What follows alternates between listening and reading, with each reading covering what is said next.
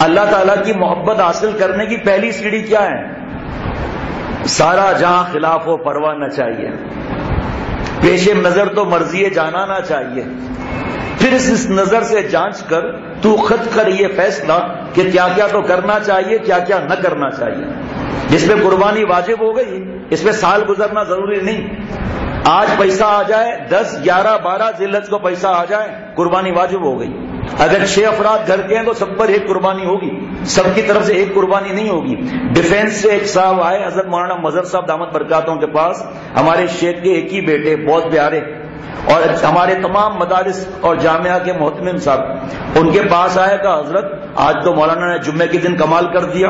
کہ کیا کمال کر دیا؟ اور مولانا کہہ رہے تھے کہ جس کا نصاب ہو گیا اور سب پر قربانی واجب ہے، چاہے ایک گھر کے اندر 8 افراد ہوں۔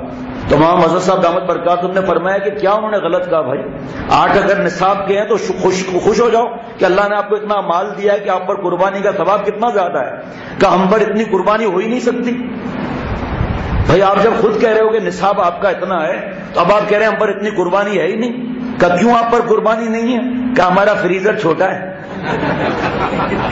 فریزر چھوٹا ہے، اس میں بکرے اتنے نہیں آئیں گے، ساری زندگی خود ہی بکرے کھاتے رہو، کسی غریب کو دینے کی ضرورت نہیں۔ حضرت نے ہنس کر فرمایا کہ بھائی فریزر کی سائز کے حساب سے قربانی نہیں ہے، نصاب کے حساب سے قربانی ہے۔ اور مسئلے مسائل ہم کس سے پوچھتے ہیں؟ جس کی داڑھی ہے اس سے پوچھ لیں گے۔ کچھ برس پہلے ایک آدمی ٹھیلے والے کے پاس گیا، وہ نمازی اور داڑھی شرعی اس کی، شارٹ کٹ راستہ ہے نا، مفتی صاحب سے نہیں پوچھیں گے۔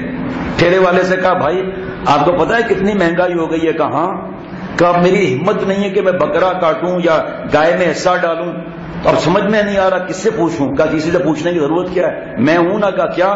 کہا میں بکرے کے وزن کے برابر ہر سال مرغیاں کاٹ دیتا ہوں، اتنی ہو گئی بھائی چھٹی، مرغیاں کاٹ دی، قربانی نعوذ باللہ ہو گئی۔ حضرت فرماتے تھے میں اللہ اتنے پیارے ہیں، اتنے پیارے ہیں، ہمارا رب اتنا پیارا ہے، انبیاء علیہ الصلوۃ والسلام کی گردنیں کٹی ہیں اور ان سب کے سردار حضور صلی اللہ تعالی علیہ وسلم کا خون مبارک بہا ہے، 70 جنازے عہد کے میدان میں نکلے ہیں، اور اللہ کتنے پیارے ہیں بتاؤں؟ جی حضرت بتائیے۔ اللہ اتنے پیارے ہیں کہ حضرت ابراہیم علیہ السلام نے اپنے بیٹے کی گردن پر چھری پھیر دی تھی کہ اللہ آپ کے سامنے بیٹا کیا بیچتا ہے، آپ اتنے پیارے ہیں، بیٹے کو قربان کر۔ مینڈا تو بعد میں آیا، حضرت ابراہیم علیہ السلام کو تھوڑی معلوم تھا کہ مینڈا آنے والا ہے، قربان کر دیا، بعد میں دیکھا کہ یہ معاملہ ہو گیا۔ حضرت فرماتے تھے کہ اگر اولاد کو قربان کرنا ہوتا نا ہم سب فیل ہوتے، سب دوزخ کی ہوا کھا رہے ہوتے۔ اللہ کا احسان ہے جس نے اس کے بغیر جانور بیچ دیا۔ پہلا خون کا قطرہ گرتا نہیں ہے کہ پتہ نہیں ثواب کتنا ہو جاتا ہے، بالوں کے برابر، کھر بھی تل رہے ہیں، سینگ بھی تل رہے ہیں، پتہ نہیں کیا کیا اللہ تعالیٰ کے انعامات آ رہے ہیں۔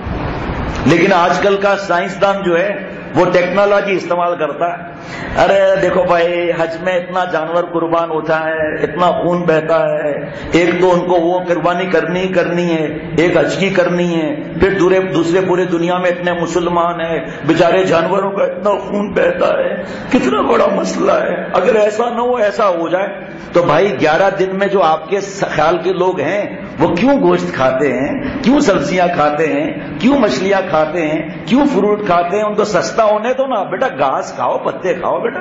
صرف آپ کو قربانی کے وقت میں ہی ہمدردی آ رہی ہے، پورا 11 مہینے جو آپ نے رگڑا دیا، 11 مہینے اور 20 دن جو آپ نے رگڑا دیا، 25 دن، تو یہ کیا ضرورت ہے پانی پینے کی؟ اتنا منرل واٹر سمندر کے پانی میں چینی ملا کے پیتا ہوں، عجیب پجامہ آدمی ہے خامخواہ، یہ اللہ کو نہیں پا سکتے۔ یہ لوٹ آئے جتنے فرزانے گئے عقل والے، لوٹ آئے جتنے کتیا کتنے بچے ایک وقت میں دیتی ہے، لیکن کبھی ریوڑ دیکھا ہے جانوروں کا ان کا؟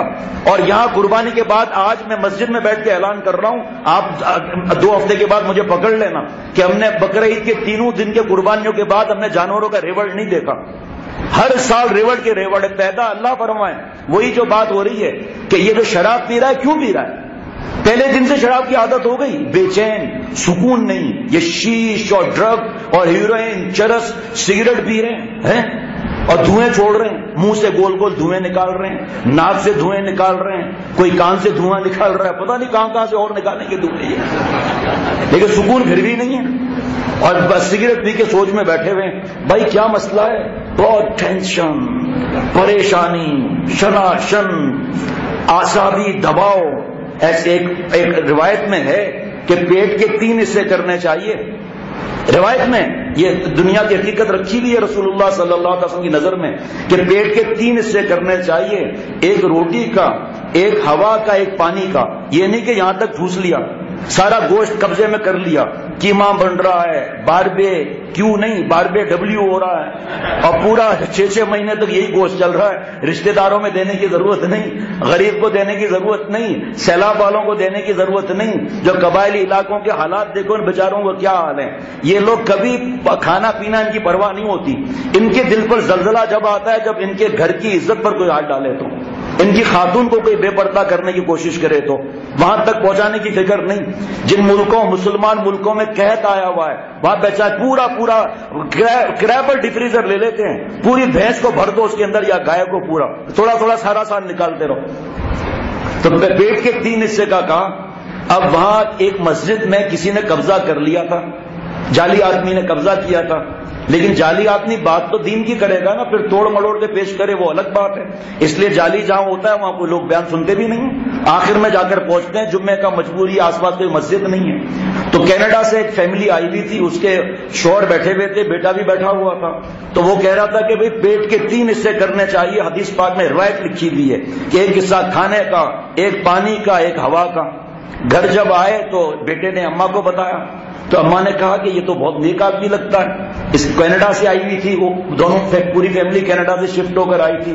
تو انہوں نے، وہ کینیڈین صاحب آئے نیشنلٹی والے، کہا آپ نے اتنا اچھا بیان کیا، آپ تو ہمیں بہت نیک لگتے ہیں، آپ کل ہمارے گھر رات میں کھانے پر آئیں گے؟ کہا کیوں نہیں آئیں گے. دل میں خوش ہو رہا تھا کہ اتنا انتظار کرایا بھائی. ان کا واسطہ پیٹ سے ہوتا ہے صرف. وہاں جب گئے تو جو گھر والے سمجھدار ہوتے ہیں مہمان کے سامنے سارا کھانا رکھ لیتے ہیں نا کہ مہمان بیچارے کو مسئلہ نہ ہو. 22 روٹیاں، 2 ڈونگے گوشت کے، اور میٹھے کی ایک پوری جناب ٹرے، اور سب یہ ڈش رکھی ہوئی. انہوں نے اٹھا کر روٹیاں جو کھانا ہی شروع کی، 22 پوری کھا گئے. ڈونگے سے شوربہ غائب، باقی جو تھا پی لیا. میٹھا کا مولوی کا پلستر میٹھا ہے، میٹھا ایک ٹھکار ماری کا الحمدللہ، ناشتہ ہو گیا، کھانا کہیں اور کھائیں گے. اب بیٹا روتا ہوا اندر گیا، اماں وہ تو پورا کھانا کھا گیا، کچھ بھی نہیں بچا. کہ چپ ہو جا، تجھے بھی کھا جائے گا. ابا کو ادھر بلاؤ. کہ آپ تو کہتے تھے بڑا نیک ہے، ہمارے لیے کیا بچا، سب کھا گیا. کہا یہ تو بات غلط ہے، میں خود پوچھتا ہوں اس سے. گئے، کہا بھائی آپ نے تو کہا تھا ایک حصہ روٹی کا، ایک حصہ ہوا کا، ایک حصہ پانی کا، پھر آپ نے اتنی روٹی کھا لی. کہا دیکھو بھائی، اپنے بھوک کے حساب سے ہم نے روٹی کھائی ہے، بھوکا نہیں اٹھنا ہے. پانی لکوڈ ہے، اپنی جگہ خود بنا لے گا. اور ہوا کا کیا ہے، جب 22 روٹیوں کا پریشر آئے گا خود ہی نکل جائے گی. نکلے نہ نکلے ہمارا کوئی مسئلہ ہی نہیں. تو بھائی یہ جو اللہ کا ولی بننا بڑا آسان ہے.